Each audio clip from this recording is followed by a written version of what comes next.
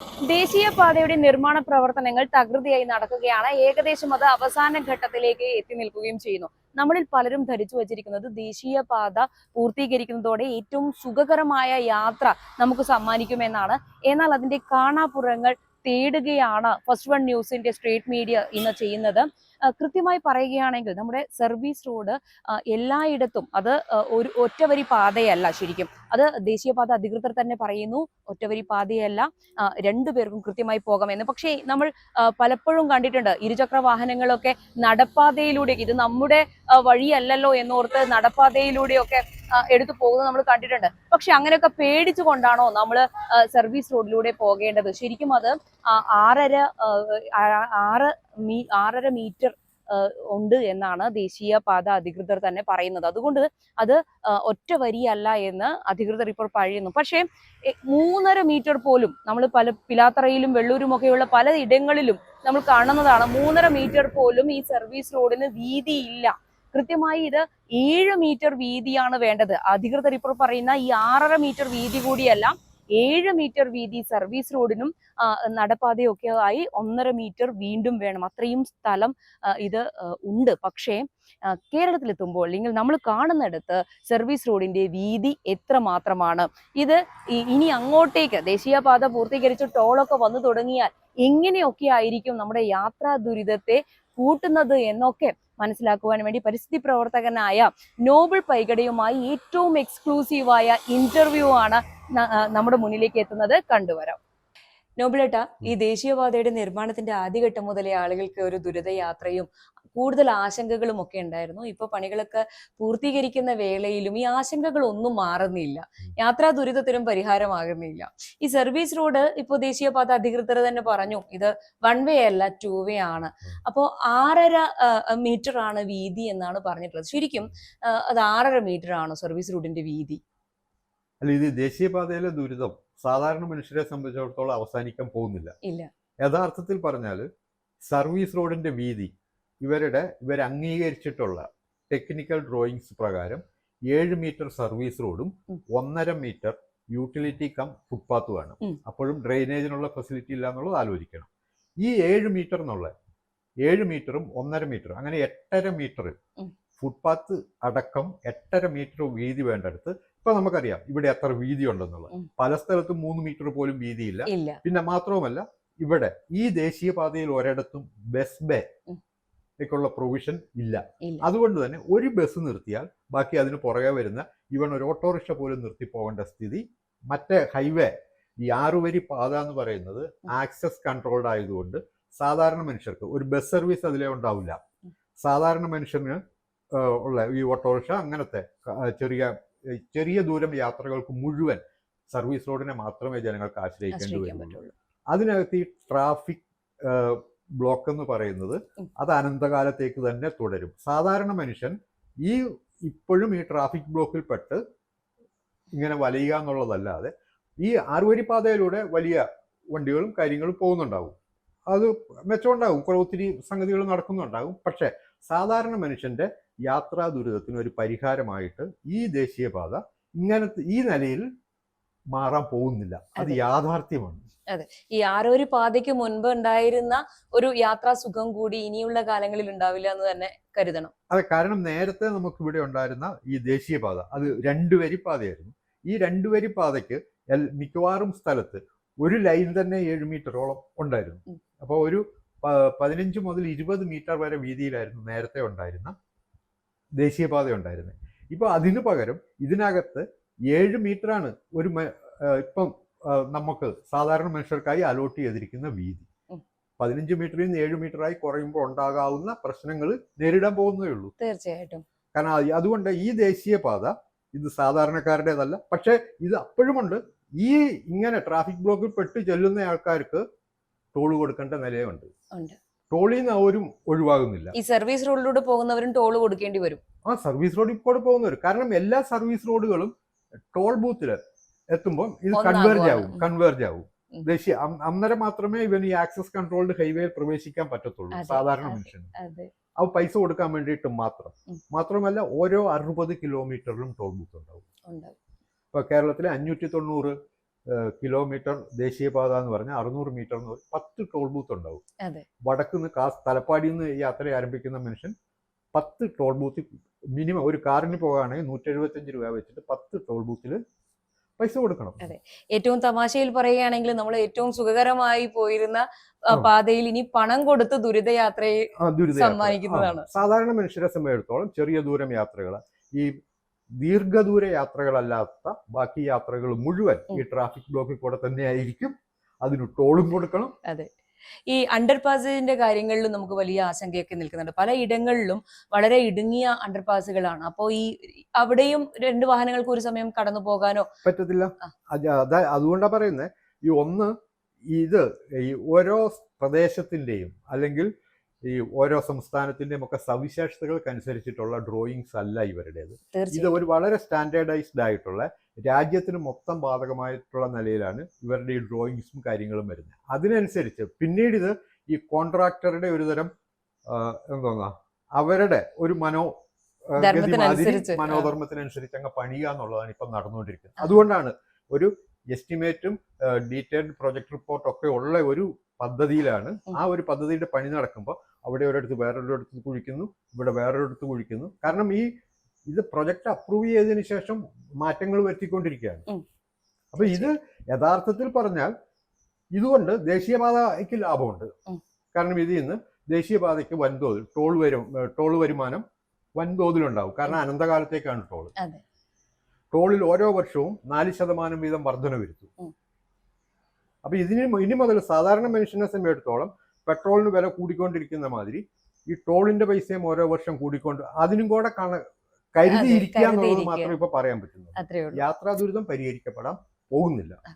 ഇപ്പൊ നോബിളേട്ടൻ പറഞ്ഞതുപോലെ ഓരോ പ്രദേശത്തിന്റെയും ഭൂപ്രകൃതിക്ക് അനുസരിച്ചല്ല എന്ന് പറഞ്ഞപ്പോൾ കേരളത്തിന്റെ ഒരു ഭൂപ്രകൃതി നമുക്കറിയാം. നമുക്ക് ഒട്ടേറെ കൂടുതൽ മഴയൊക്കെ ലഭിക്കുന്ന സ്ഥലമാണ്. ഈ അണ്ടർപാസുകളൊക്കെ ഈ മഴക്കാലത്ത് വലിയ മഴവെള്ള സംഭരണി പോലെ വരികയാണ്. അപ്പോൾ അവിടുത്തെ റോഡ് ചുളിക്കുളമാകുന്നു, ആളുകൾക്ക് യാത്ര ചെയ്യാൻ പറ്റുന്നില്ല. അപ്പൊ ഇത് ഇനി നമുക്ക് ജീവിതകാലം മുഴുവൻ ഇത് നമുക്ക് ഒപ്പം തന്നെ ഉണ്ടാകുമെന്ന് തന്നെ മനസ്സിലാക്കേണ്ടിയിരിക്കുന്നു അല്ലേ?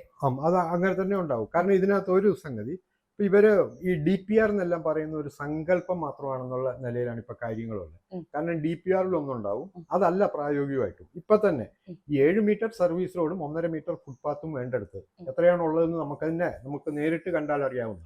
അതുമാതിരി ഈ 6 ലൈൻ പാതയ്ക്ക് നടുവിലൊരു മീഡിയൻ പോലും ഇപ്പൊ പണിയുന്നില്ല. കാരണം അത്രയും സ്പീഡില്, കാരണം ഇത് ഡിസൈൻ ചെയ്തിരിക്കുന്നത് 80 മുതൽ 100 വരെ കിലോമീറ്റർ സ്പീഡിൽ പോകാനുള്ള ഡിസൈനാണ് ഈ മെയിൻ കാരിയേജ് വേ എന്ന് പറയുന്ന ഈ 6 ലൈൻ. ഇത്രയും വീതിയിൽ പോകുന്നതിന് ഈ 3 ലൈനിനിടയിൽ ഒരു മീഡിയൻ പോലും ഇല്ല എന്ന് പറയുന്നത് അപകടങ്ങൾ വർദ്ധിക്കാൻ സാഹചര്യമാകുന്നതാണ്. അപ്പൊ അതുകൊണ്ടാണ് പറയുന്നത്, ഇത് ഈ ഒരു പദ്ധതി തയ്യാറാക്കിയാൽ ആ പദ്ധതിക്കനുസരിച്ച് പോകുക എന്നുള്ളതല്ല. ഇത് DPR പോലും ഇങ്ങനെ ഏതെങ്കിലുമൊക്കെ വിധത്തിൽ എന്തെങ്കിലും കണക്കുകൾ വെച്ചിട്ട് ഉണ്ടാക്കുക എന്നുള്ളത്. ഇത് മുഴുവൻ ഓരോ കരാർ കമ്പനികൾ തയ്യാറാക്കുന്ന, DPR തയ്യാറാക്കുന്നതും മുഴുവൻ കരാർ കമ്പനികളാണ്. ഈ കരാർ കമ്പനികൾ അവരവരുടെ കരാർ എടുക്കുന്നവരുടെയും അവരുടെയും ലാഭം വർദ്ധിപ്പിക്കാൻ വേണ്ടി ചെയ്യുന്നു എന്നുള്ളതല്ലാതെ ഇതിനൊരു ശാസ്ത്രീയമായ അടിത്തറയില്ല. അതുകൊണ്ടാണ് ഇപ്പൊ തന്നെ പറയാം, നമ്മളുടെ ഇവിടെ ഒത്തിരി സ്ഥലങ്ങളിൽ മണ്ണിടിച്ചിൽ പ്രശ്നങ്ങളുണ്ടായി. ഇതിന് സ്ലോപ്പ് കൊടുക്കാൻ പറ്റത്തില്ല, സ്ലോപ്പ് കൊടുക്കാൻ സ്ഥലമില്ല. 45 മീറ്ററിൽ നടക്കില്ല എന്നാണ് അവർ പറയുക. ഇനി അതുകൊണ്ട് കൂടുതൽ സ്ഥലം വേണ്ടി വരും. കാരണം അതുകൊണ്ടാണ് ഈ ഏറ്റവും കുത്തനെയുള്ള സ്ഥലങ്ങൾ പോലും ഈ നേരെ വെർട്ടിക്കലായിട്ട് കുഴിച്ചിരിക്കുന്നത് 90 ഡിഗ്രിയിൽ. അത്തരം സ്ഥലങ്ങളിൽ ഇവരുടെ ഇന്ത്യൻ റോഡ് കോൺഗ്രസിന്റെ സ്റ്റാൻഡേർഡ് അനുസരിച്ച് 55 ഡിഗ്രി എങ്കിലും ചെരിവ് വേണം. അത് വേണ്ടി വന്നാൽ കൂടുതൽ സ്ഥലം ഇനിയും അക്വയർ ചെയ്യേണ്ടി വരും. അപ്പോൾ അതാ പറയുന്നത്, ഈ DPR എന്ന് പറയുന്ന ഒരു സങ്കല്പം മാത്രമായിട്ട് നിൽക്കുന്ന ഒരു സംഗതിയാണ്. അങ്ങനെ ഒരു സംഗതി ഫലത്തിലില്ല എന്ന് നമുക്ക് പറയാൻ പറ്റുള്ളൂ.